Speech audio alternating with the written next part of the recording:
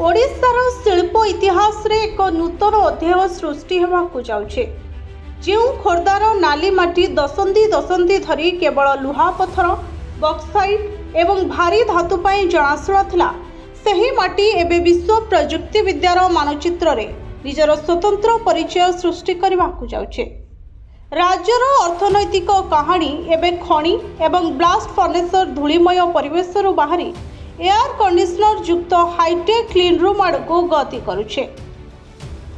भारत को एक global semiconductor hub करने लक्ष्य रे ओडिशा सरकार विश्वर प्रसिद्ध टेक्नोलोजी कंपनी इंटेल एवं अमेरिकार 3DGS मध्य एक ऐतिहासिक बुझामणा पत्र स्वाक्षरित होइछे। केंद्र मंत्री अश्विनी वैष्णव एवं मुख्यमंत्री मोहन चरण माझी उपस्थिति रे एही चुक्ति संपादित होइछे। प्राय 35,000 कोटी टंकार एही विपुल पुंजी विनियोग सहित भुवनेश्वर खोर्धा अंचल रे एक अत्याधुनिक सेमीकंडक्टर इकोसिस्टम गढ़ी उठिबो। एही प्रकल्प अधीन रे advanced packaging glass core substrate manufacturing facility एवं सेमीकंडक्टर पैकेजिंग टेक्नोलॉजी सेंटर स्थापन कराजिबो। एही क्षेत्र रे इंटेल तार वैषयिक ज्ञानकौशल प्रदान करुवा बेले 3DGS मैन्युफैक्चरिंग निवेश करुछे।